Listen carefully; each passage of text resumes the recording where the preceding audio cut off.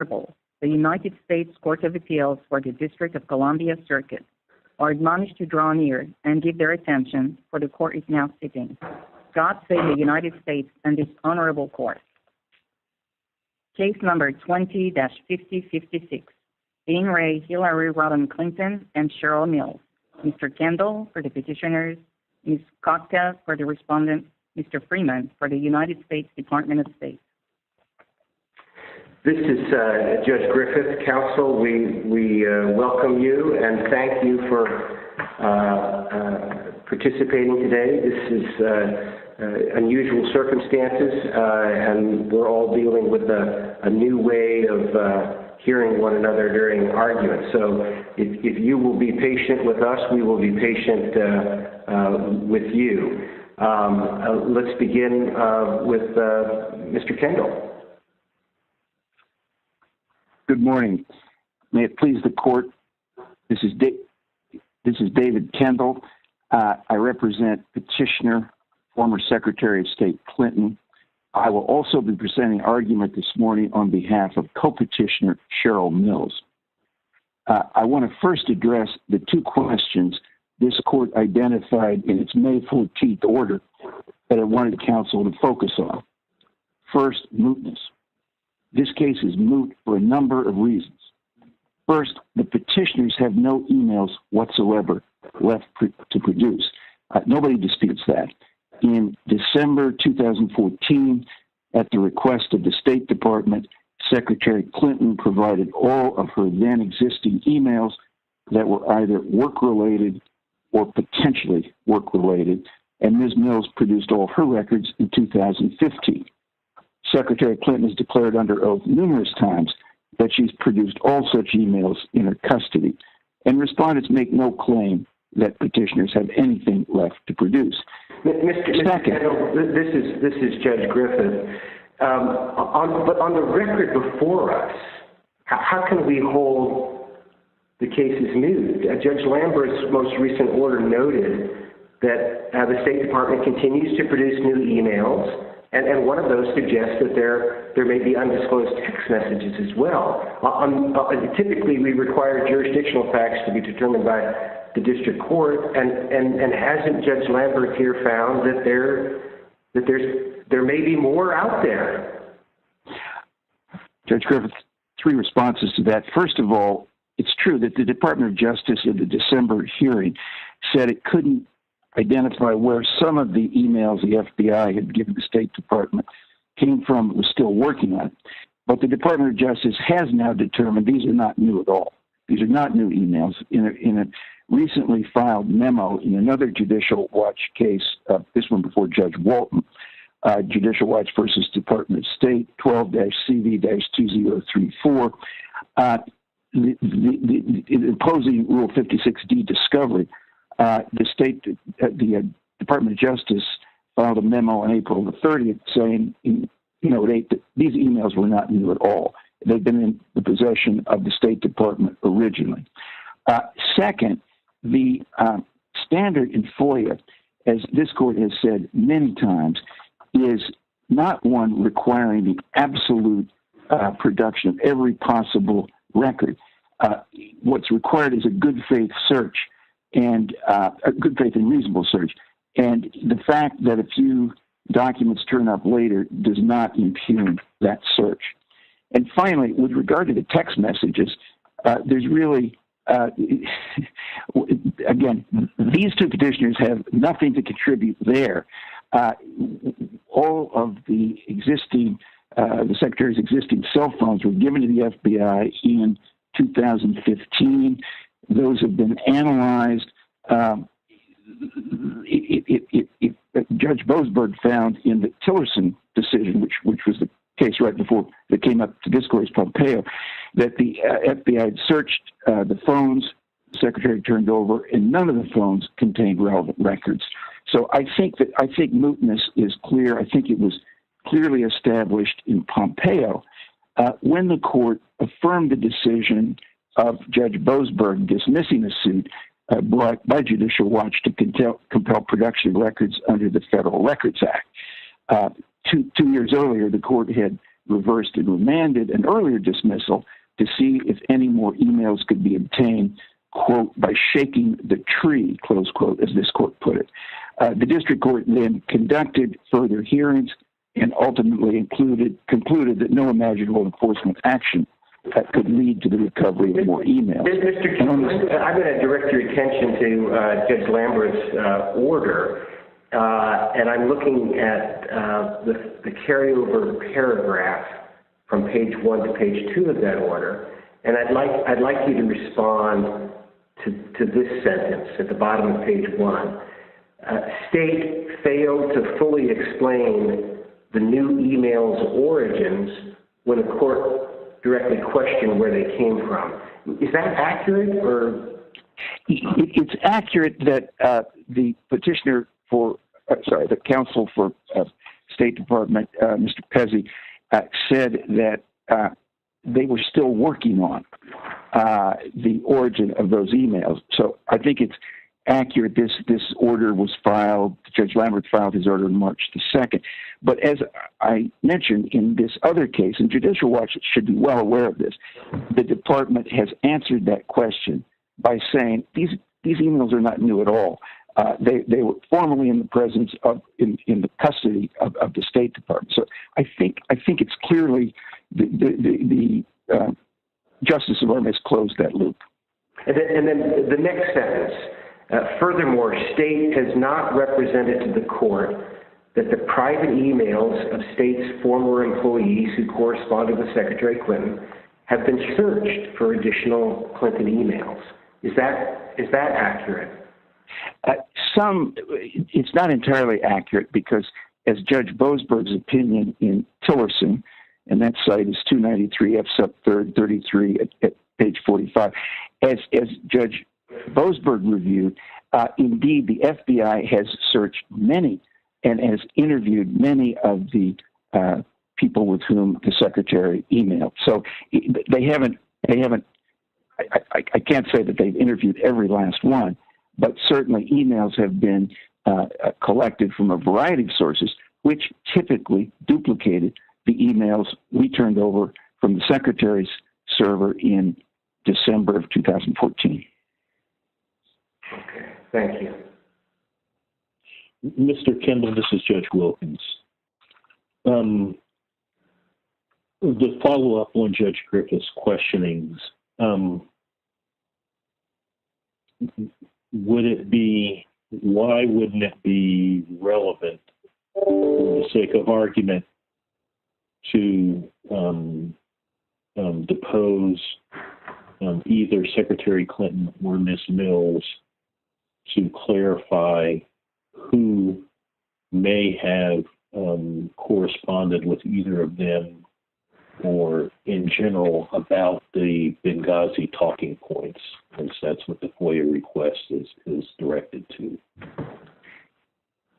Judge Wilkins, for a variety of reasons. One, that information is already available in the emails that State has. Two, from CC, all those people are there and available for Judicial Watch or anybody else to see. Many of them have already been contacted, as I mentioned, by the FBI and interviewed. A deposition about that would have no relation to the one issue in a FOIA case. Are there any more documents to produce? One of the reasons there is so rarely discovery in a FOIA case is that the issue is document production. An agency does not have to explain why it has no documents. It doesn't have to do further work, except that it does have to conduct a reasonable search for responsive documents that are not exempted by one of the 9 exemptions. So the case would be moot because the petition have no more emails to produce. The information is already out there, and this is a FOIA case. It's not some kind of a different investigative case. A search has been done. this court in a 1982 case called Perry versus Block, 684 F. 2nd 121, said that once documents have been produced, we are not authorized to make advisory findings of legal significance on the character of the agency conduct vis-a-vis any requester of information. In sum, if we are convinced that appellees have, however belatedly, released any non-exempt material, we have no further judicial function to perform under the FOIA. Mr. Kendall, this is Judge Pillard. You assert mootness. You're not asserting that the whole case is moot, but just with respect to the petitioners here, Mills and Clinton? That's correct, Judge Pillard. We simply don't know. We intervened in the case, Secretary Clinton did, when it became clear that her deposition might be an issue. But the only relief we seek here by Mandamus is an order vacating the memorandum order of Judge Lambert insofar as it provides for depositions of these two parties. So I'm trying to just, as a sort of a formal matter, understand the procedural posture here. We have a non-party witness, Ms. Mills, and ordinarily one might expect that she would be before the court because she would have been subpoenaed in the jurisdiction where she is present. She would file a motion to quash the subpoena. Then the district court, if the district court denied that, then it would be before us on mandamus from that denial. But I gather that isn't what we have here procedurally. Procedurally, can you fill us in on sort of? I'm just thinking about what it's unusual. It's not unprecedented, but it's unusual to have a claim that a unit of a case or a subpart of a case is moot, and I'm trying to get my mind around what that subpart is. It's not a claim. It's what? The subpart is the order directing these two depositions.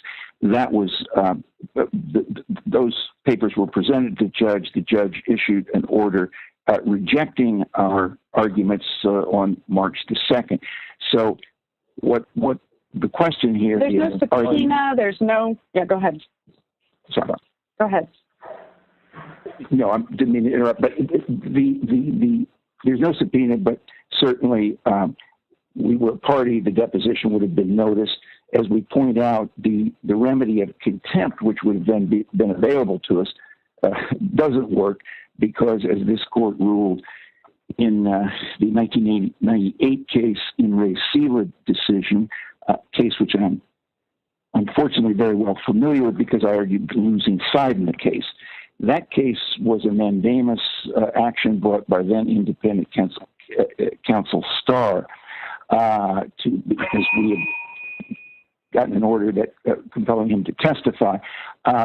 He said that contempt. He said that he had no adequate alternative remedy.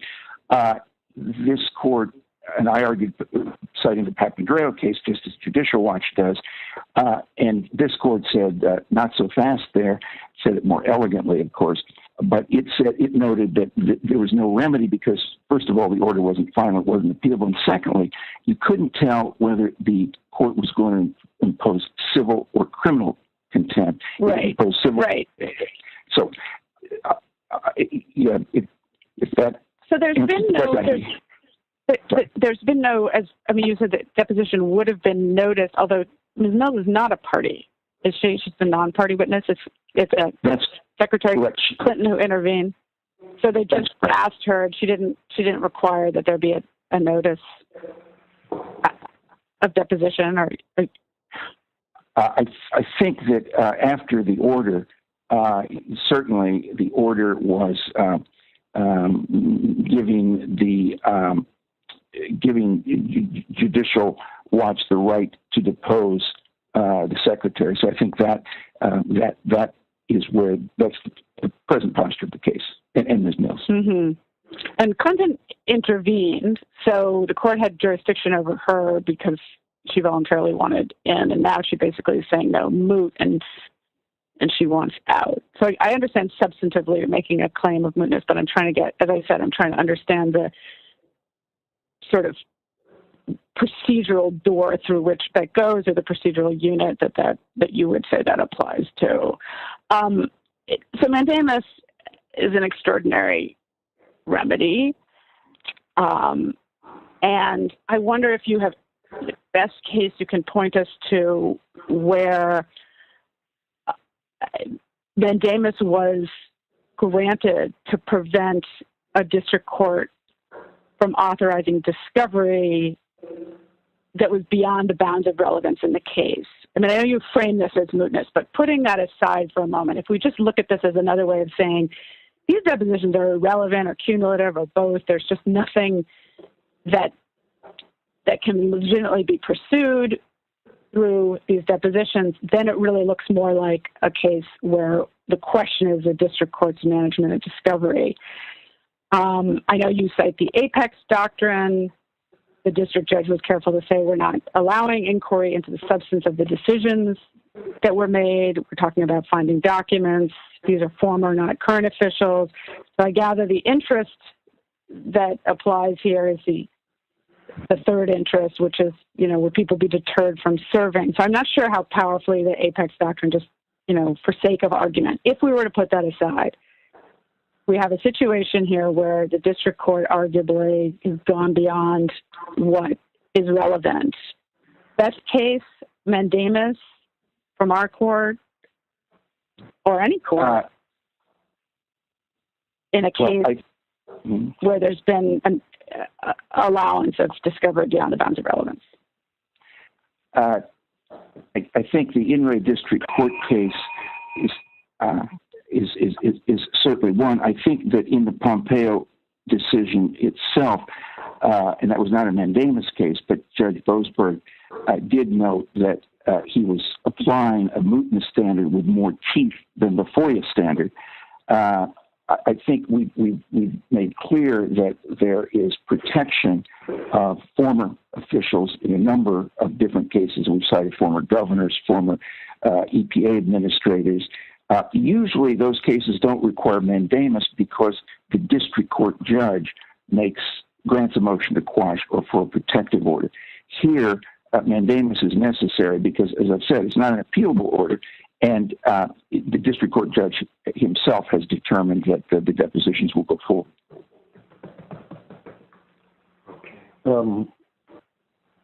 Judge Pillard, did you have further questions? I don't want to interrupt your line.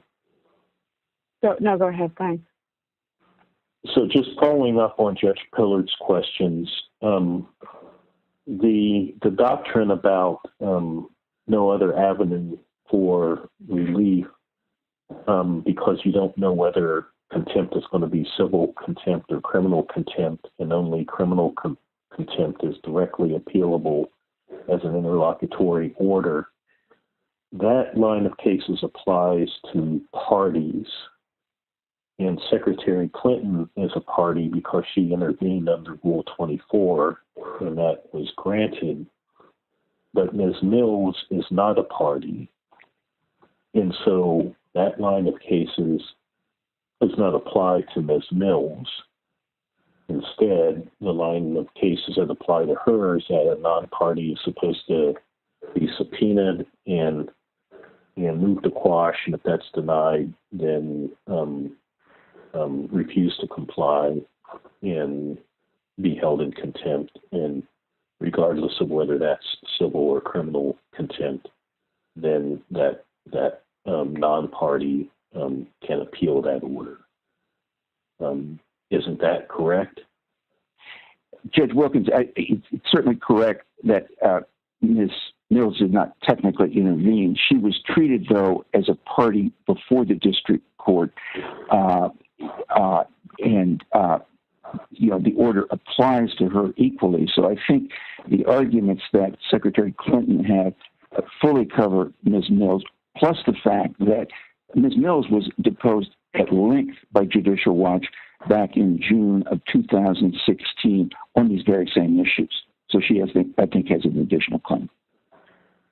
Was that deposition a part of this case or another litigation? It was a part of the litigation before Judge I believe this is correct. It was before Judge Sullivan, 13-CV 1363. I'm just not certain that in the Judge Sullivan case, there were 8 depositions. In this case, there have been 18 depositions. I just am not certain as I sit up. It can easily check it as to which. No, I think you're right. Okay. Mr. Kendall, this is Judge Griffith again. How burdensome would these depositions be? They would be very burdensome because the issue here, as the State Department puts it, is simply discovery for discovery's sake. They would they're done by video, and they are the real purpose of the depositions is harassment. It's the creation of video footage that can be used for political partisan attack ads and social media fundraising. It's not authorized by the FOIA. It's in a moot case.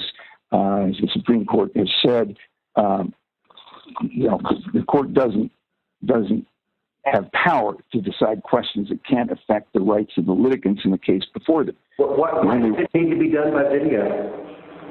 Or why couldn't the video be sealed? I mean, if you're right, they're not going to last very long. Right?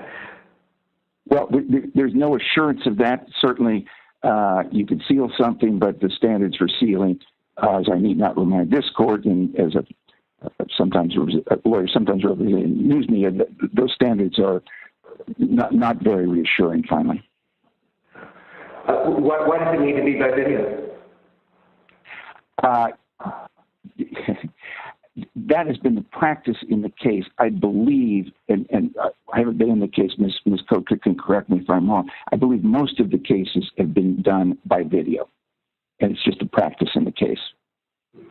What I'm getting at is, I mean, there is a line of cases out there in which mandamus is used to manage discovery, but in those cases, the interest seem to be more substantial. You have deportation proceedings, you have death penalties.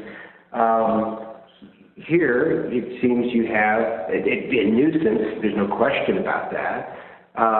But if you're right, the line of questioning won't last very long, right? It'll be over and done pretty quickly.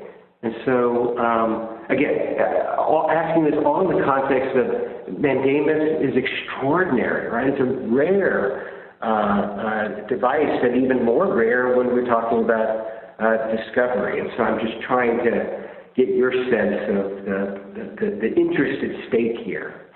Well, the harassment factor is a real one. Ms. Mills was deposed, I think, for 6 hours. The point is that this does not relate in any way to the disclosure of further documents. Everybody agrees that under FOIA, discovery is very, very rare, only in extraordinary circumstances. So in that regard, I think there is a clear violation that, and I think everybody admits that mandamus is an extraordinary remedy, but it is available when the 3-part test is met. Is there a clear and indisputable right? Is there no other avenue of relief? And is it appropriate under the circumstances? Here, in a case where you've already had 36 depositions in FOIA cases, where nobody gets that kind of discovery. The purpose of this discovery, even if it were sealed, is simply harassment. It's not authorized by the law or the court, or by court precedent. If there are no further questions from my colleagues, we'll give you a couple minutes back on rebuttal, and thank you. And we'll now hear from Judicial Watch. Good morning. May it please the Court, I am Ramona Kotka on behalf of Respondent Judicial Watch. In light of the Court's order, I will also begin with the issue of mootness. This Court's holding in Pompeo does not moot this case based on the facts that are known today in the record. These facts can be categorized in 2 different categories. One is new Clinton emails, and the second issue is limitations with respect to the FBI's investigations that are relevant in this case.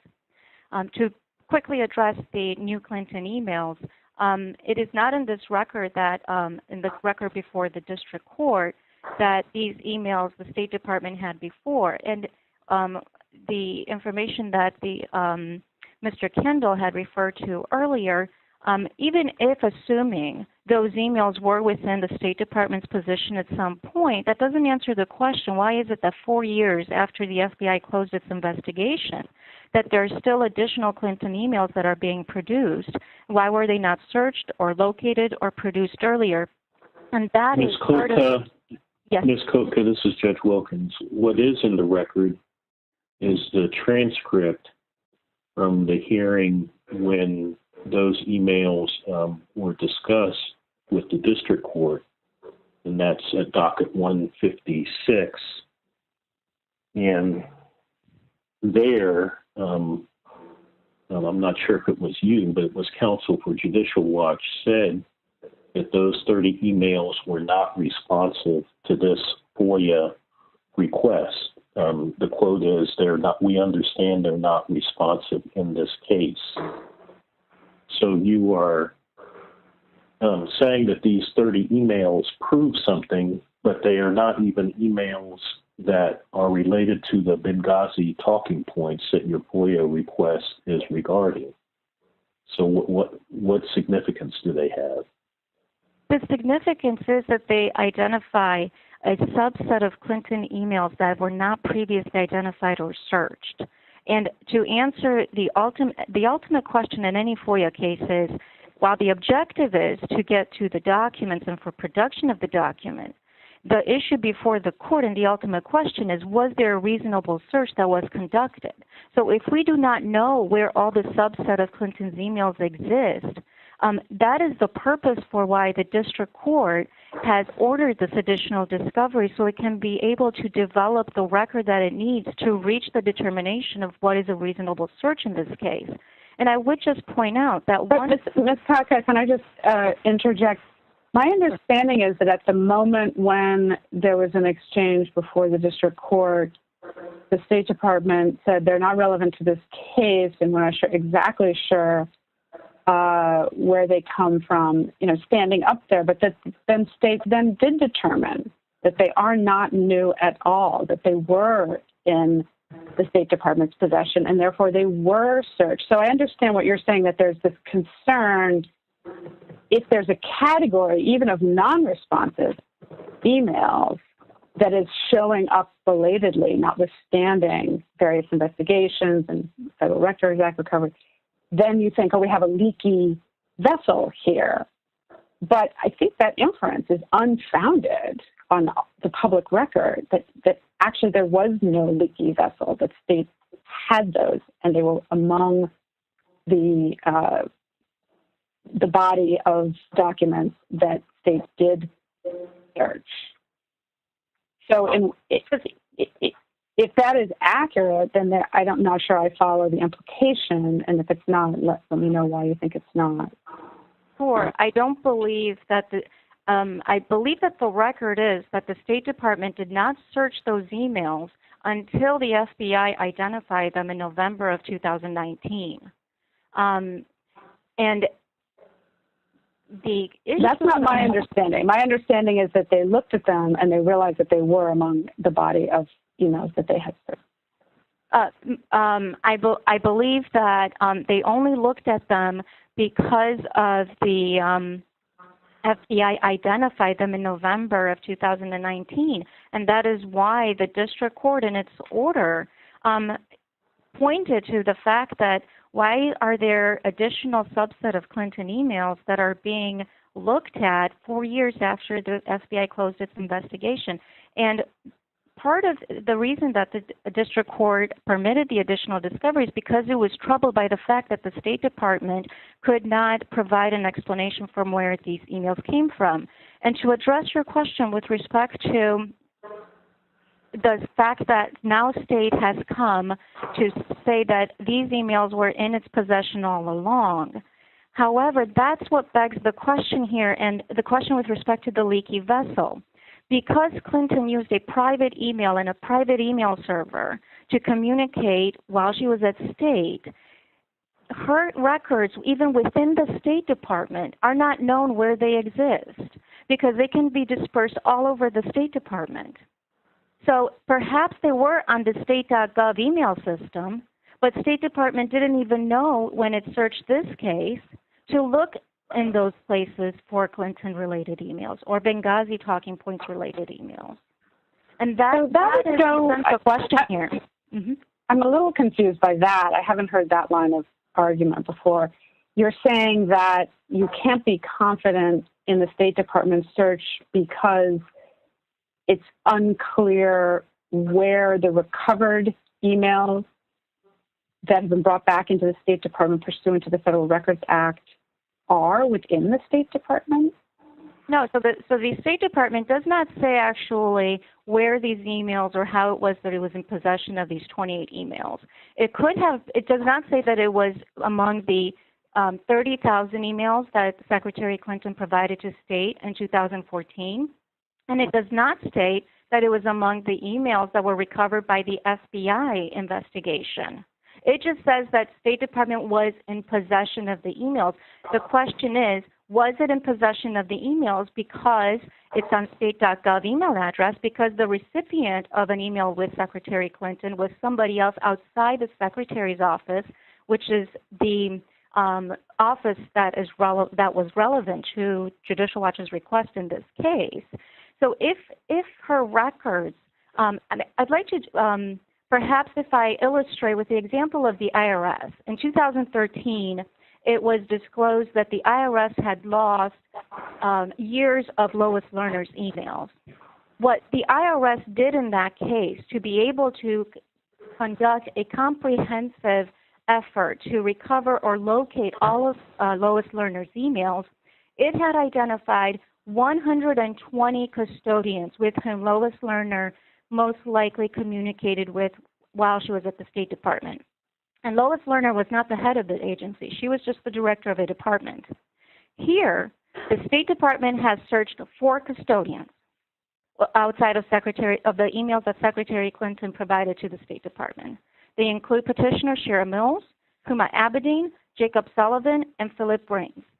We know that there are more individuals within State Department even that Secretary Clinton communicated with, and get to the question of, under these circumstances, was there an intent to evade FOIA? That's a critical question in this case that must be answered.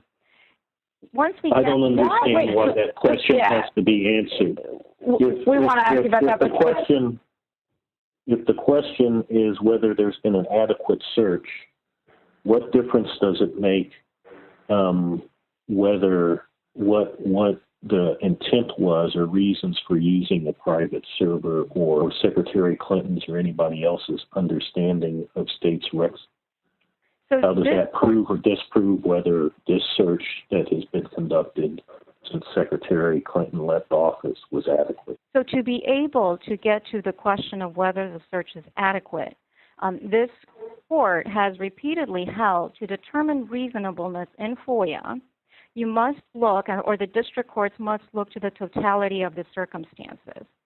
And on the issue of intent to circumvent FOIA, we get to that because of footnote 9 in the Kissinger case that the Supreme Court held.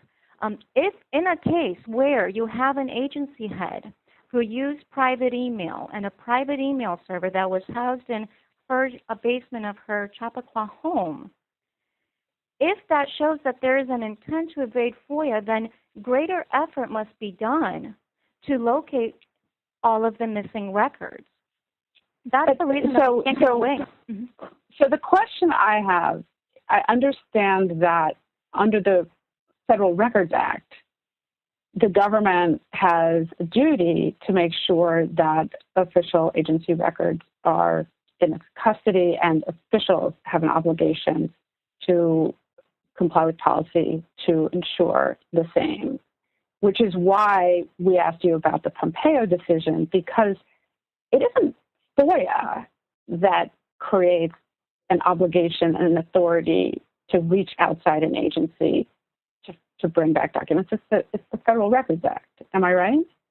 Well, no. If there is evidence Under Kissinger, the footnote 9, if there is evidence that the agency had intended to circumvent FOIA, then the court does have jurisdiction. I mean, this was a circumstance that was not before the Supreme Court, but the Supreme Court did envision it wasn't. situation happening. No, it doesn't. So they talk about what's in the control of the agency at the time of the search. We need not decide whether this standard might be displaced. I'm reading from the Supreme Court footnote. In the event that it was shown that an agency official purposely routed a document out of agency possession in order to circumvent a FOIA request, no such issue is presented here. We express no opinion as to whether an agency withholds documents which have been wrongfully removed by an individual. No opinion. And if that's your strongest authority, I'm just not sure in a FOIA case where you think the district court has the authority or the duty to discover and reclaim documents that might be outside of the agency's possession. Well, the most recent decision is this court's decision in the CEI case. There, the official was using a different email account, and the circuit court held that an agency official cannot shield agency records by using a different email than the email account, the official email account. Right. So all of the reason I think we're very interested in the interaction between this case and the Tillerson-Pompeo case is that our court has held that the Federal Records Act obligation to unwind the removal of the emails or the housing of the emails outside the agency, that has been unwound. Those emails have been brought back, and the FBI, which has every incentive to and power to look into that, including forensic electronic searches and the like, has said this is done. And our court, more importantly, has said this is done. So it's really hard, I think, to follow an argument that says, well, maybe not. Maybe it's not done. And I think that's what we're probing. Why the state of mind? I mean, FOIA state of mind is not required to be shown not relevant to a FOIA case. Well, it is with respect to understanding the totality of the circumstances. Where are you getting the phrase the totality of the circumstances in terms of case law? Where does that come from, your totality of circumstances test? Sure. The Safeguard Services case, it is a D.C. Circuit opinion from 1991. Yeah, no, I know that case. Yes, okay. To answer your question with respect to the Pompeo holding in this by this circuit, it is important to look at this court's holding in Pompeo as well and the record before it, as well as the record in the Tillerson case, to the fact of what the FBI did, not the characterization of its efforts. FBI was limited in what it did, and the fact that the 28 new emails have appeared show that. In addition, the district court, and you can see this on page 4 and 5 of the district court's March order, it was not convinced that all avenues for Clinton emails have been looked at. And that is the reason, one of the reasons why the district court permitted Judicial Watch to serve a subpoena on Google for Secretary Clinton's emails from Paul Combetta's Gmail account. And has that been done? Did the Google search take place? Yes, it has, and that's why I want to. It is not before. It is not in the record here because this I understand. New recent development. Right. It's recent development since the briefing. So there has been a search and a response, and according to Google's response, it appears that there are 260 Clinton emails that appear to be work-related and appear to not have been previously identified either in the emails that Secretary Clinton provided to state in 2014 or among the emails that the FBI recovered and turned over to the State Department. From what time period are those emails? And yes, and that is this is from 2010. Now, these emails are not responsive in this case because they predate the Benghazi attack. However, it shows that it is another subset of Clinton emails that have not been looked at by the FBI or the State Department. How can you use a subset of emails that don't need to be searched because they're not even possibly relevant to your FOIA request to show that there's some sort of a problem with the search? Because we don't, the reason that we look at that and the reason it is significant is because it shows that there's another source for potentially responsive records. While FOIA it would have some significance if they were from the time period or possibly could relate to your FOIA request. But if neither of those are true, then I don't see how it has any significance at all. Well, I think the significance is that even today, the State Department still does not know what is the universe of Clinton's emails from the State Department. That is the significant issue here. And I just want to point out very quickly, the 260 emails are actually from only a 4-month period, from October, a 3-month period, from October to December of 2010. And if the court would like, Judicial Watch can supplement the record to include the subpoena and the response.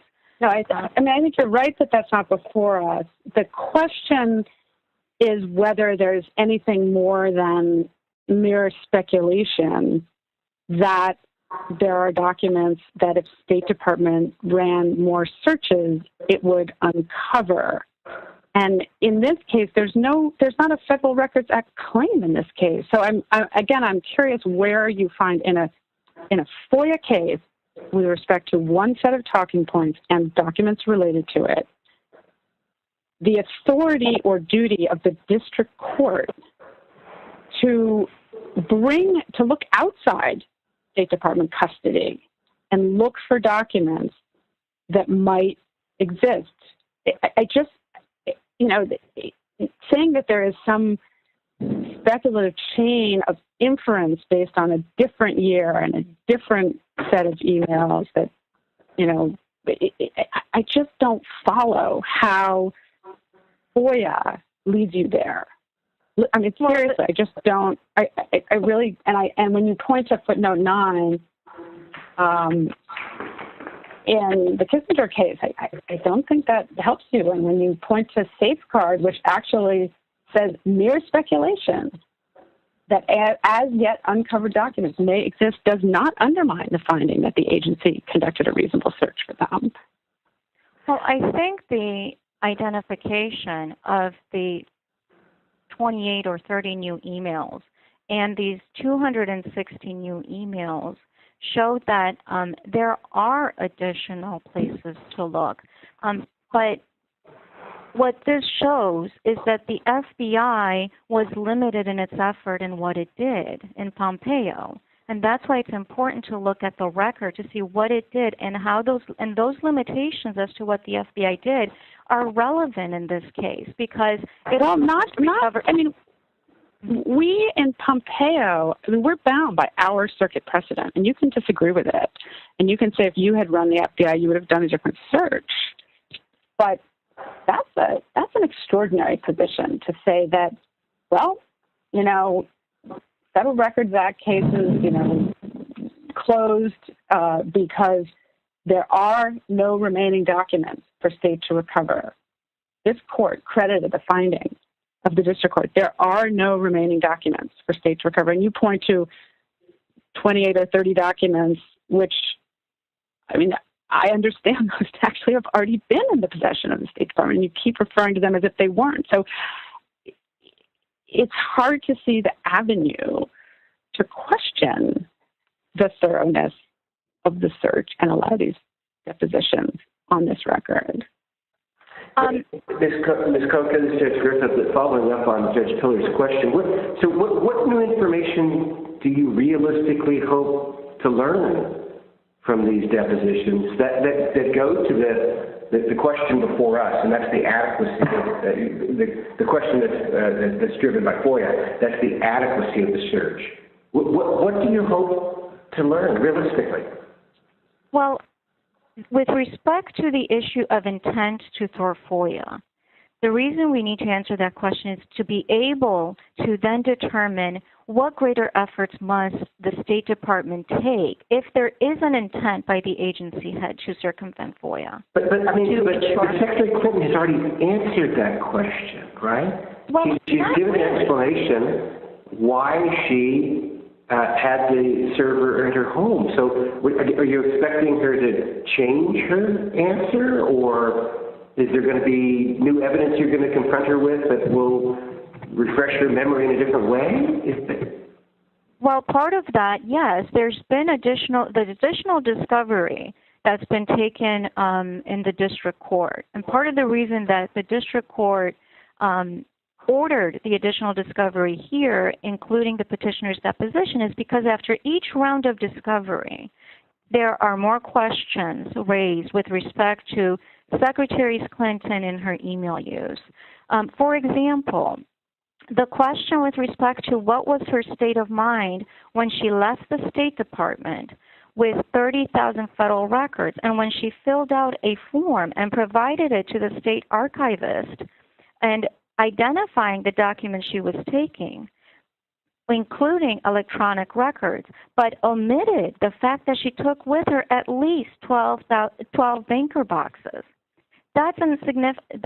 That inquiry goes into what her state of mind was with respect to her email use. In addition, there are two instances in the most recent discovery that has taken place. I'm sorry, remind me what that has to do with the adequacy of the search by the State Department in the FOIA? Again, it has to do with how do we determine what efforts and what a reasonable search is under these circumstances. And that's why trying to apply the Pompeo holding, that the FBI did everything it could in the Pompeo holding, to this case is like comparing apples and oranges.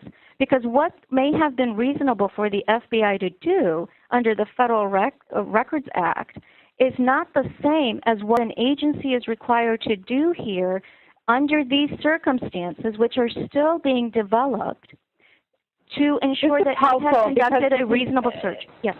This is helpful because I actually, the way it helped me out with this, because I see it actually quite the opposite, that yes, it's apples and oranges because under the Federal Records Act, there's actually an affirmative obligation to, complete the official records of the agency. If they erroneously are taken away or wrongfully taken away, they are brought back. But once, really, the duty under FOIA is to search what are agency records. So the tool for filling out the roster of agency records is the Federal Records Act. It's protecting the roster and filling it out. The tool then for FOIA is to look at what the agency has. Not to go out and find more, but to look at what the agency has. And these two have worked in tandem because Judicial Watch has done a vigorous litigation campaign and both enforced the Federal Records Act and enforced FOIA. But we don't have that Federal Records Act claim anymore. That work, as our court has held in a binding holding, has been done. So yes, it's apples and oranges, but you have, the tree, and it's the tree, and go pick what's on there. But you can't ask the district court to find more trees. Well, one point. Unless I'm missing something, that's what I find. Go ahead. One point that to respond to your question is the characteristic of a federal record, and this is what CEI talks about and other cases that discuss about attempts and recovery efforts of records under FOIA. The characteristic of the federal record is not lost just because it is taken outside the agency. And the same, for example, with the Google emails. Those emails, just because they are outside the State Department's possession at this time, does not mean that they've lost their characteristic to be a federal record.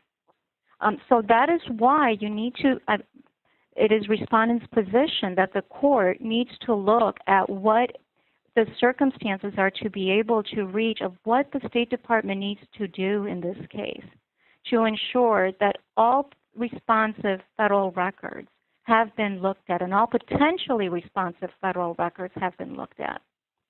Ms. Scott, just a slightly separate question. What are the 4 documents that were produced? That were initially produced in response to the responsive records that you've received so far in this case. The initial 4 documents, I believe they are email chains, and they were all produced in a separate FOIA case that was earlier, also about Benghazi talking points, but that FOIA request went directly to Ambassador Susan Rice's office. That request did not ask for records from Secretary Clinton's office. Just so that we're clear, on page 6 of your response, you set forth the FOIA requests that are at issue here. In the 2 requests, or it's really 1 request with, I guess, kind of 2 parts that you describe at page 6. It relates to these Benghazi talking points provided to Ambassador Rice regarding a September 16th television appearance. Is that right? Correct. So all of this examination into general email practices and state of mind and everything is so that we can determine whether a search about some subset of documents related to one incident has been adequate. That's where we are right now, right? Yes, but I guess it's a multi-step process. I guess that's maybe another way of saying it. And to be able to get... It's certainly a multi-step process. It Correct. seems like it's been about a several dozen step process. Well, no, to be able to determine if there's adequacy of a search, the State Department and the agency needs to know where to look for the records. And based on the record and the information that's been available, even with these new 28 emails, it appears that the State Department does not even know where all of Clinton's emails are. And that is part of the discovery that's being requested here. There's not we can ask them, but I don't believe there's a question whether they know what's in their possession and that they've searched every plausible place within their possession. You're talking about that they might not know where things are that are out of the department's possession. Is that what you're referring to? No, even emails that are within the State Department's possession, the State Department does not know where all of Secretary Clinton's emails are. The 28 emails, it was revealed by actually the director of the FOIA department at the State Department in a deposition in the discovery below, that the State Department, upon receiving those emails from the FBI, searched those emails because they were potentially responsive in this case in November of 2019. So and realized when they did so that they were the same as emails that the department already had in its possession and had searched. No, the last portion, I don't believe that's in the record, and the State Department has not stated that those emails were previously searched. That's right, part of the main issue. Mr. Freeman about that. That hasn't been stated in any other litigation? Well, those emails were produced in another FOIA lawsuit that has requested all of Secretary Clinton's emails. And that has stated that those emails were not previously produced or searched for Clinton emails.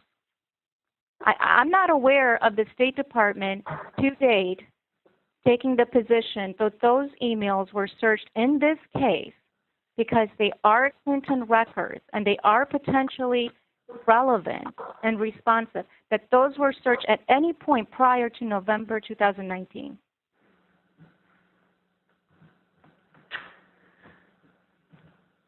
Okay. Any further questions from Judge Pillard or Judge Wilkins? I guess I just want to be clear about something. When you say that it's not clear that those emails have been searched for this case, meaning with respect to this specific request for Benghazi talking points,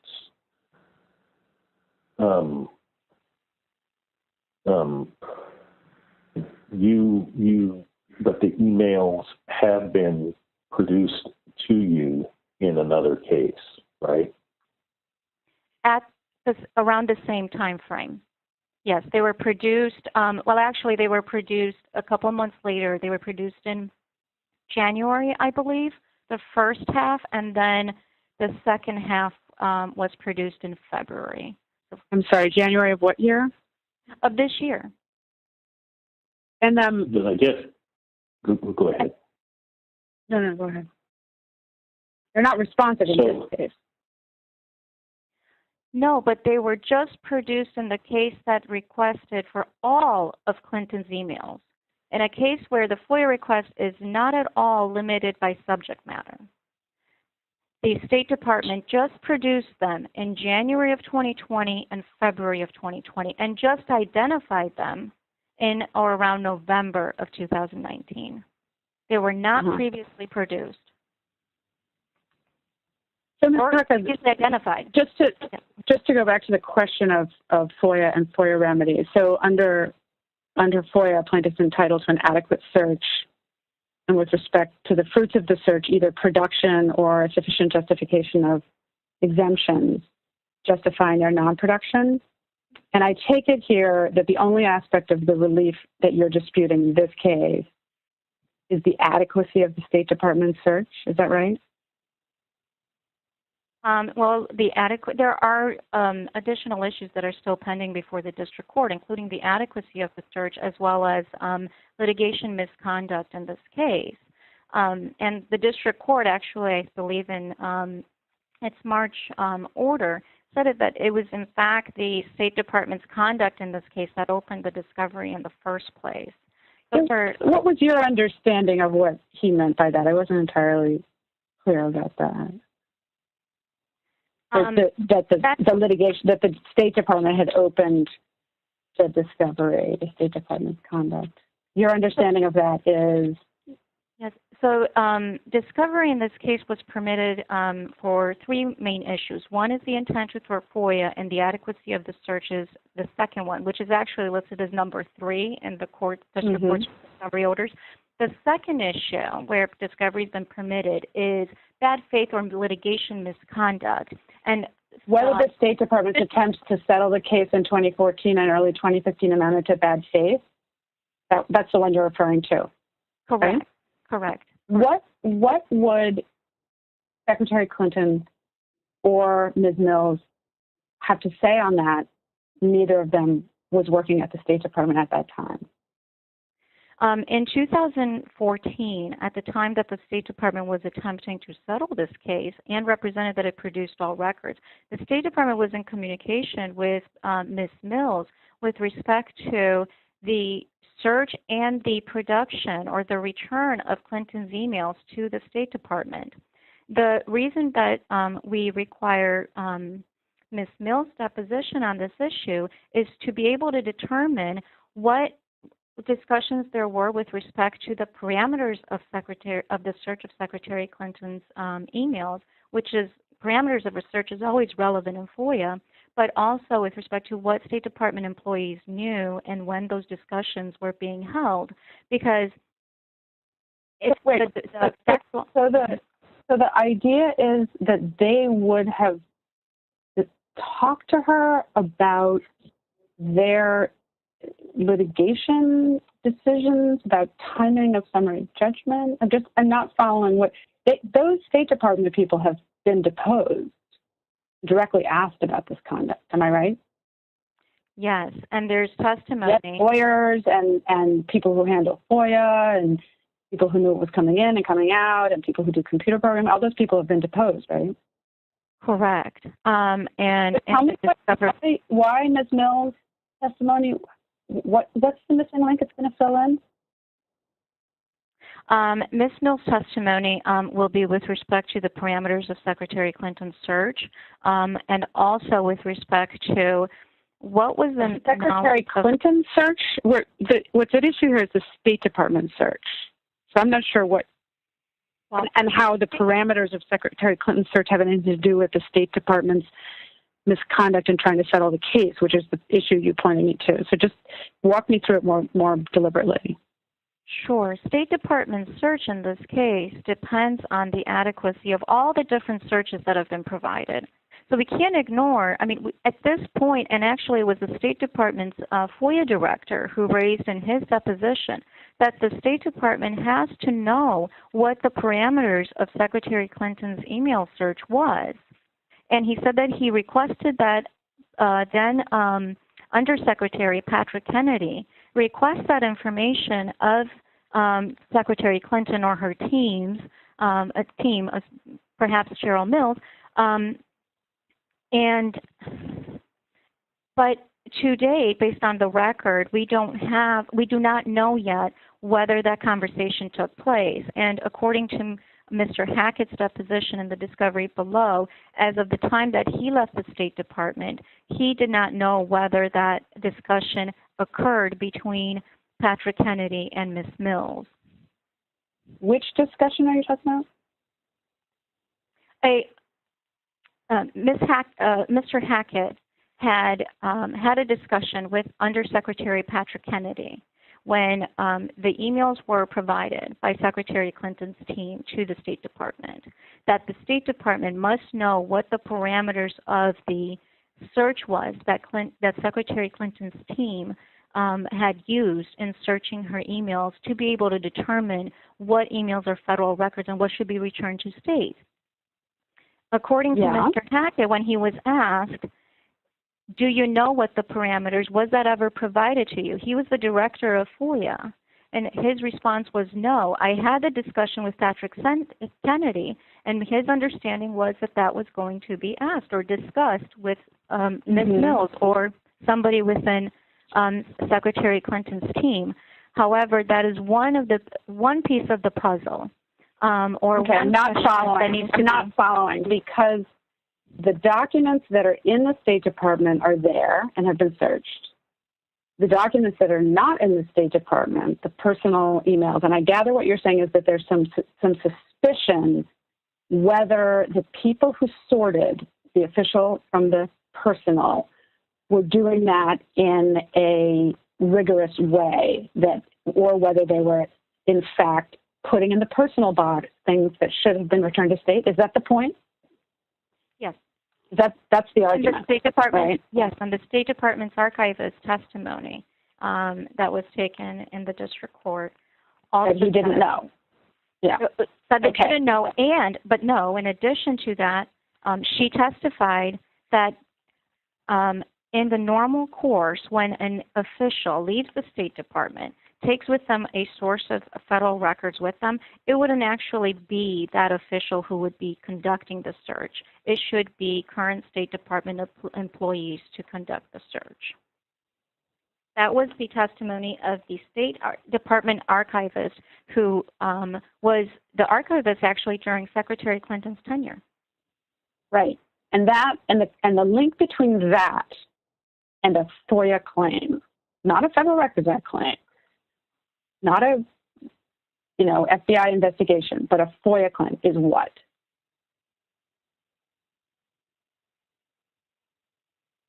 I'm sorry. Can you repeat the question? What is the link? So you say problem. Somehow Secretary Clinton, unlike other officials who left government and took with them documents that should have been left in the custody of the government as agency records. Somehow she was able, with her team, to do the sorting. That's irregular, shouldn't have happened. Raises a question, was it done in a way that was rigorous and actually resulted in the return to the agency of documents that should be considered to be agency records, right? That's the gist of what you're saying? Correct. And my question to you is, what under FOIA gives you any entitlement to question that and or the district court? And it makes that relevant to the adequacy of a search of documents, of agency records at the State Department. Well, what in FOIA makes that a remedy that flows from the statute? Well, I believe actually the Supreme Court, I believe in the Kissinger case, as well as in the case that is cited in the Kissinger opinion from the Renegotiation Board, the Supreme Court actually talked about the fact that under FOIA, the Congress did not intend to do away with the court's inherent equitable powers. So the case that we have here are the facts that before the district court. The facts where a serious question has been raised with respect to an agency's had intent to circumvent FOIA when she used a private email and private email server. It's certainly within the authority of the district court to want to hear from the individual herself with respect to whether that was intent, but also with respect to how that search was conducted. Because that search, or the reason, the issues that to be adjudicated by the district court hinges in part on how that search was conducted. And what if somebody testified, what if either Mills or Clinton testified, well, things that had to do with, what time I would leave work and, meet my family for dinner were not included, and if the district judge says, well, actually those should have been official records because they have to do with, the end of the work day, or something. What if there were documents that someone else that if you were the one doing the search, would have put into the agency record box? What if there were, and now they're gone and unattainable? What result in terms of the FOIA power and the district judge? What should happen in your wildest dreams that you succeed in this case as a result of that? So under FOIA and the court's inheritable powers, the district court is not saying here for the court to make that determination. The issue here is that it is the agency's role to make that determination. So it's not that the case where, okay, there may be some emails, and then those emails are brought before the district court, and the district court will decide, is this a federal record or not? The issue is identifying all sources where Clinton emails reside, and for the State Department to do an adequate search. Now, okay. If there are the State Department now has every incentive to get to the bottom of this. Do you have any questions that that's the case? This is no longer. Yes, we do, actually. Secretary Clinton's State Department. This is the Trump State Department. Well, it doesn't matter the administration, but the issue is about... Well, it does in the sense of whether you think, what I gather you're saying is that there's some kind of cover-up. And so I'm just trying to understand, why you think this is relevant under FOIA, the claim you brought, and as Judge Wilkins pointed out, a very narrow FOIA claim at that. And I'm trying to understand why this could be relevant, but maybe I'm beating a dead horse on that. I'd just like to note this: the respondent's position is not here that there's some sort of a cover-up, but respondent's position is that to date, based on the record, there hasn't been an adequate search that has been done. Take the IRS case, where Lois Lerner's emails were lost for several years. The IRS identified 120 custodians it had searched in an attempt to locate all of Lois Lerner's emails within the IRS. It couldn't have done it in any other fashion. The State Department has not done that here. The State Department has searched 4 custodians for responsive records. And I guess my point is the petitioner's attempt here is to short-circuit this process by using the most potent weapon in the judicial arsenal to prevent the district court from ever being able to reach a determination of whether there was an adequate search. And part of that process has to be to identify all the file cabinets, let's say, that contain Secretary Clinton's emails. And those file cabinets are file cabinets within the State Department and also file cabinets with third parties outside the State Department. Okay, thank you. Any other questions from Judge Pillard or Judge Wilkins? No, thank you. Thank you, Ms. Booker. We'll now hear from Mr. Freeman of the State Department. Thank you, Your Honor. Good morning. May it please the Court. Mark Freeman for the State Department. As the Court knows, this is one of dozens of FOIA lawsuits about former Secretary Clinton's emails that have been filed over the years. The State Department's approach to all of these cases from the beginning has just been to get through them, to respond to the FOIA requests, to push through any district court litigation, and bring all of these cases, and indeed the entire chapter, to a close.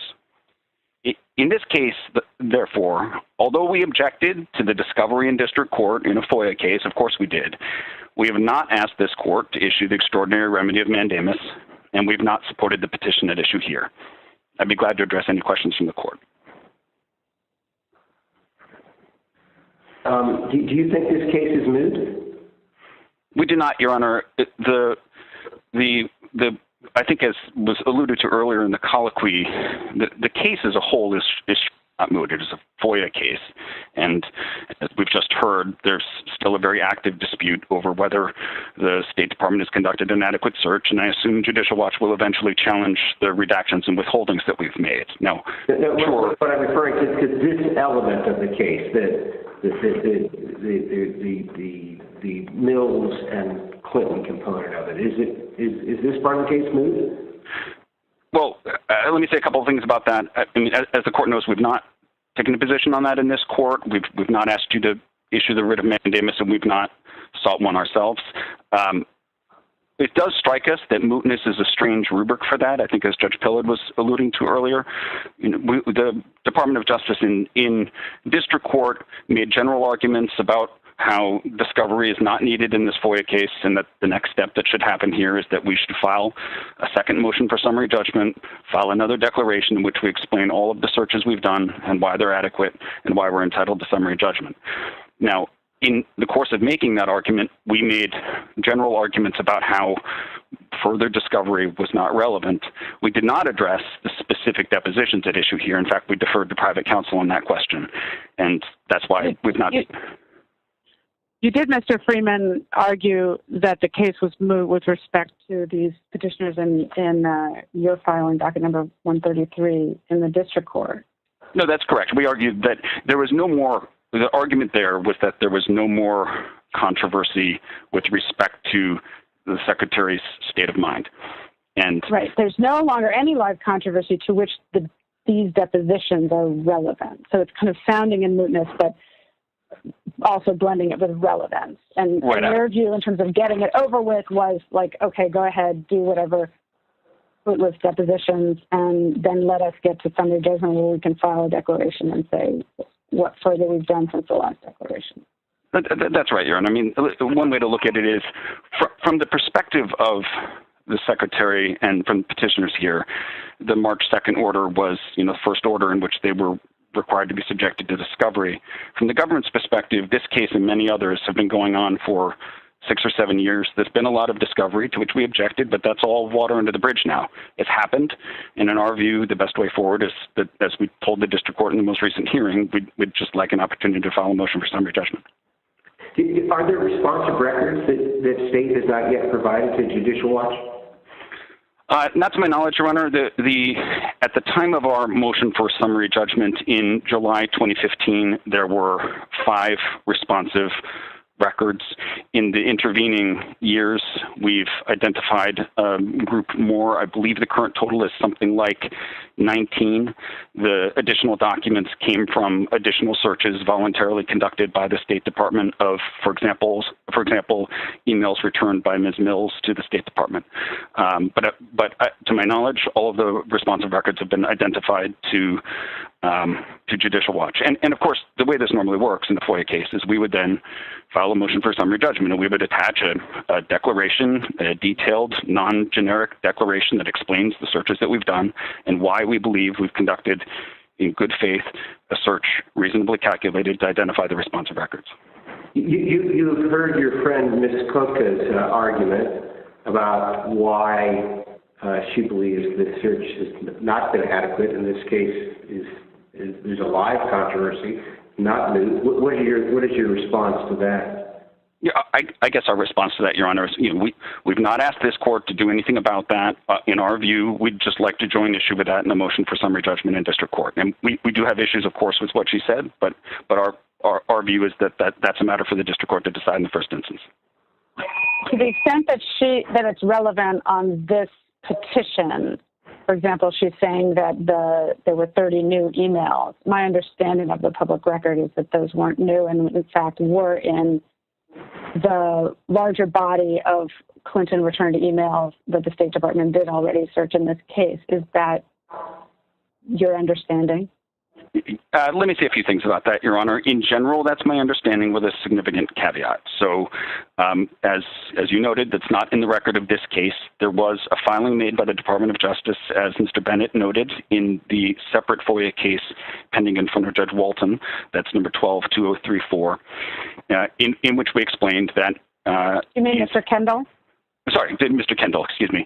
Mr. Kendall made earlier, in which we explained that these emails always had been in the possession of the State Department.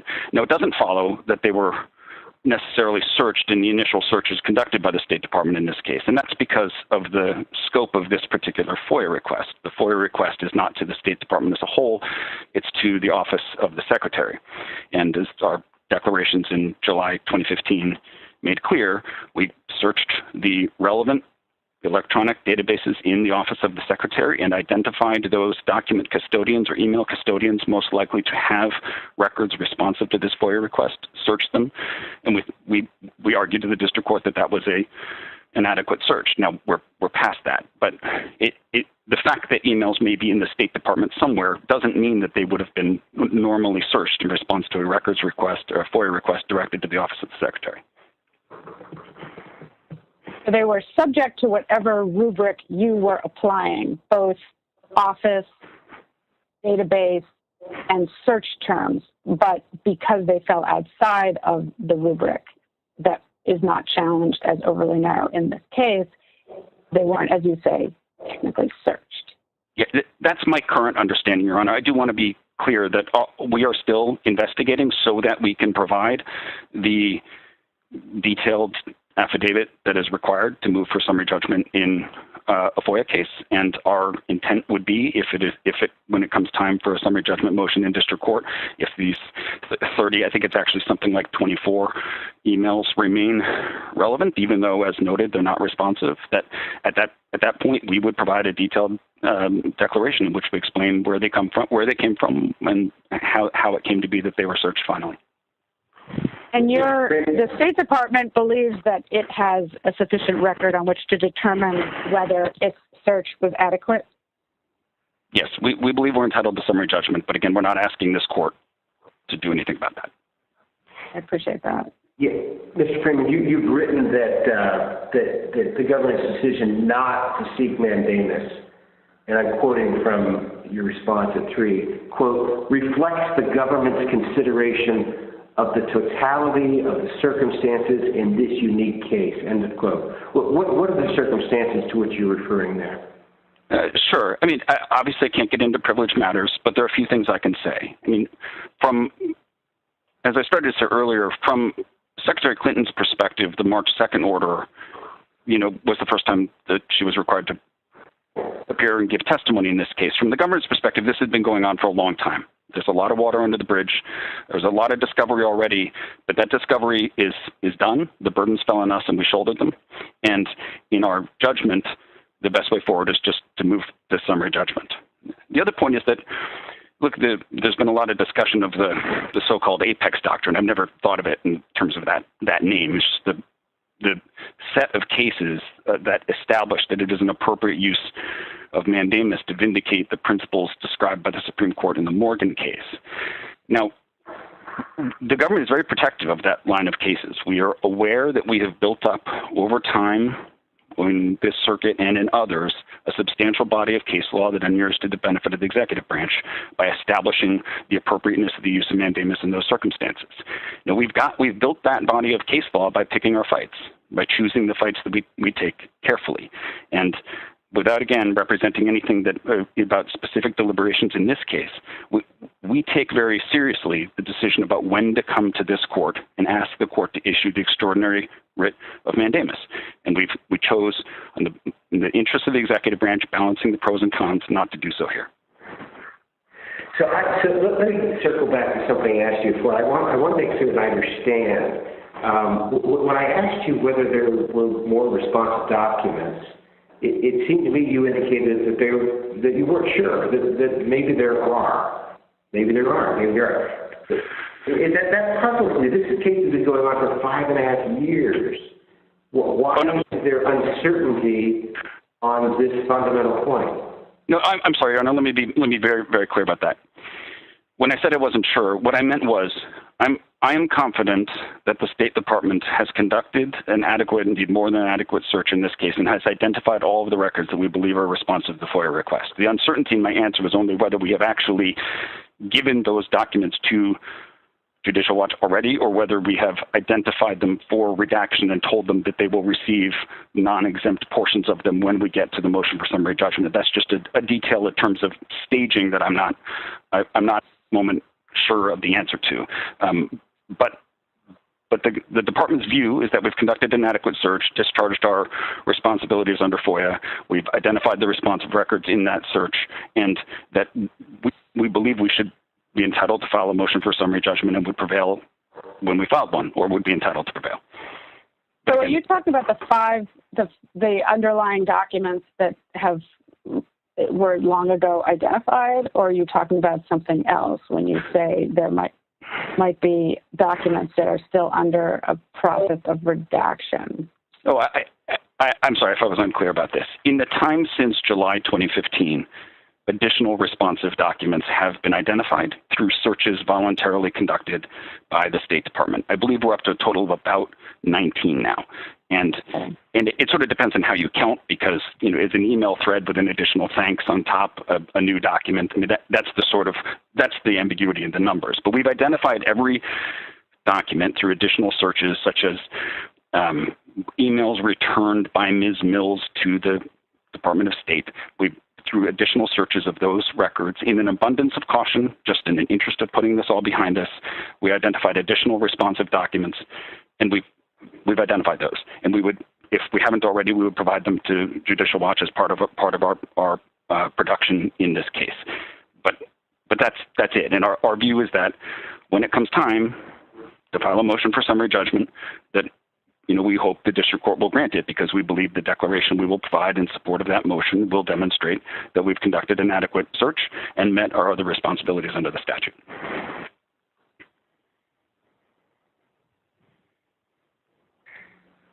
Any further questions from either of my colleagues? One question. Of these 19 or so documents, responsive documents that have been produced, have any of those been outside the office of the Secretary? I apologize, Aaron, I don't know the answer to that question. One thing that we have done in this case is we have, rather than contesting questions that we could contest, we've just tried to search everything that has come up. We didn't, all of the 55,000 pages of documents that were returned by Secretary Clinton to the State Department, rather than litigate over whether those belonged properly within the scope of the FOIA request or not, we just searched them. The same with the 30 or 24 email emails that came back. Rather than litigate about that question, we just search them. So it may be if there are documents outside of the Office of the Secretary, and I'm sorry, I don't have the answer to that specific question in front of me, but if there are such documents that are responsive, it's because we went beyond what we had to do here in an effort to put this case behind us. Mr. Kearney, I think it was at least twice Ms. Kotka referred to the IRS's reaction to the emails of Ms. Lerner and contrasted that with the State Department's efforts here. Do you have a response to that? Only that as we've argued in district court, we believe we performed an adequate search in this case and did more than an adequate search, and we would. What about the specifics that apparently there were only, I think the argument was there were only 4 correspondents of the secretaries that were questioned, whereas in the Lerner instance there were many more than that. Yeah, Your Honor, as to that question, and again, I know the court understands this. We chose not to ask this court to do anything about any of this, so we would expect to litigate this question in district court. But the answer to the question directly is that, in our view, that's a function of the FOIA requested issue here. This was a fairly narrow FOIA request for this very specific set of documents from the Office of the Secretary. The Judicial Watch also submitted an identical FOIA request to the U.S. mission to the United Nations that produced 1,400 plus pages of responsive documents because Ambassador Rice worked there and not in the Office of the Secretary. So it could be, and we may well argue this in a motion for summary judgment, that an adequate search in the context of this FOIA case was one to the available and likely custodians in the Office of the Secretary, and that we discharged our FOIA obligations by doing so. But again, those are all questions that we've chosen just to push forward and litigate in district court. Mr. Freeman, what's your view about an agency's obligation under FOIA if it is aware that there might be documents, agency records outside of the possession of the agency? Well, in this court, of course, we've not taken position on that question. In our view, the ultimate question, as the court has noted, is the adequacy of the search that we do perform as described in our affidavits. And if that search, as this court has said, is conducted in good faith and is reasonably calculated to identify the responsive records, then it ought to be sufficient as a matter of law. And I'm just trying to, as you know, I was trying to understand where, the district court is coming from and thinking that the intent of Secretary Clinton is relevant, and I'm just still really trying to get clear why it might be. Yes. Did you have any view on the position about the Kissinger footnote 9 that Ms. Kaka presented? Is that the State Department's reading of that case? Does the State Department believe that it has affirmative obligations to find and recover records that are not in its possession under FOIA? Your Honor, I think if you look at our filings in district court, you would see that we've not contested that question in this case. And just as a strategic matter, our view has been, when those documents came back to the State Department, we could have, this is before the CEI case in this court, we could have contested that, they were not in the agency's possession at the time the FOIA request came in, and therefore we have no obligation to search them. But we've not taken that position. In fact, we just searched them. We voluntarily searched them. We voluntarily searched every set of emails that has come back to us that Judicial Watch has identified in an effort just to find whatever is responsive to this FOIA request under even the broadest definition and turn it over. And so we've, although we could have contested the question that you identify, we've chosen essentially to render it irrelevant by just searching. As I understand Ms. Kaka's position, though, she thinks that there is reason to believe, and maybe the district court also thinks that there is reason to believe that there may be other individuals in the Office of the Secretary who also used private email. And if so, that the district court needs to know about that and that it has grounds under FOIA to authorize discovery into that. And I take it that's not the State Department's understanding of its obligations under this FOIA request? No, Your Honor. And in fact, if you just look at the declaration in support of our motion for summary judgment way back in July 2015, this is document number 19-2 in the district court records, the Hackett Declaration. We explain there that in fact, in addition to the records returned from Secretary Clinton, there were also, we expected I believe it's footnote 10 of that declaration, we expected a rolling production of emails from Ms. Mills and I believe two others who had been in the State Department at the time, and it turned out may have used private email. We asked for those records back, and some of the difference between the 5 documents, that my understanding is that some of the difference between the 5 documents that were identified as responsive in July 2015 and the now 19 or so are documents that we obtained, we identified by searching emails returned by Ms. Mills and others to the State Department.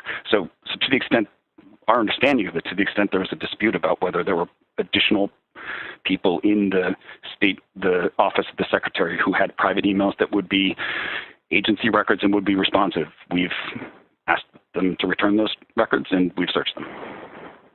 And I don't think you took a position there whether that was a Federal Records Act obligation on the part of the department or a FOIA obligation, and I don't know. That's correct. You know, we've just tried, as I said at the outset, our approach to all of these cases from the beginning has just been to get through them. And we understand that, yeah. And all of Secretary Clinton's emails that were returned in December 2014 are now posted on the website. They're available for anyone to search. We've just tried to put it all behind us. And in service of that, there are a lot of questions that we could have litigated or fought over that we just haven't fought over.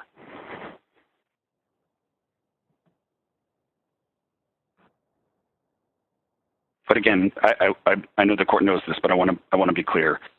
We chose not to file our own petition for writ of mandamus in this case, and for that reason, we've not asked the court to grant the Secretary's petition. We're not taking a position on it. Okay. Okay. Thank you, Mr. Frater. Mr. Kendall, we'll give you back 2 minutes for rebuttal.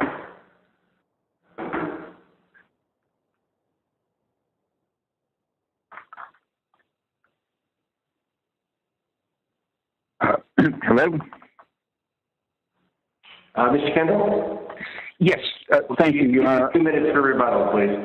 I'll be brief.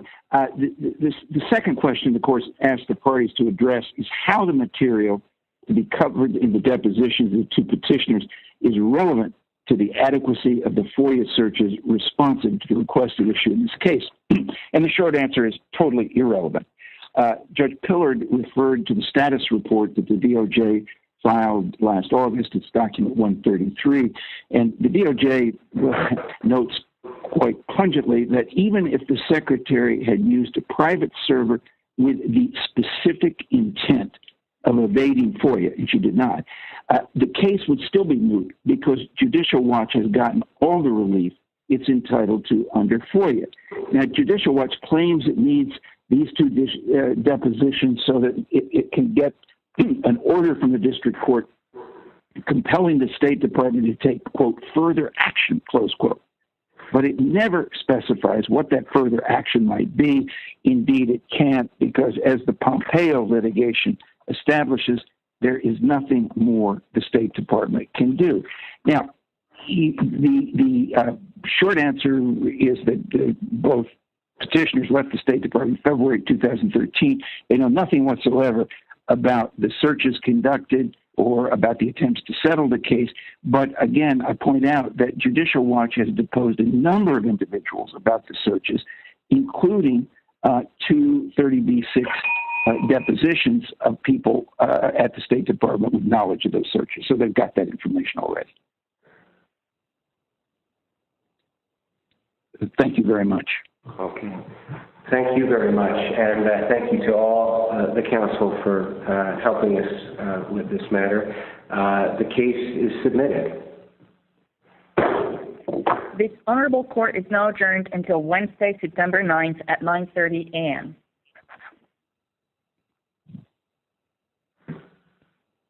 We're sorry. Your conference is ending now. Please hang up.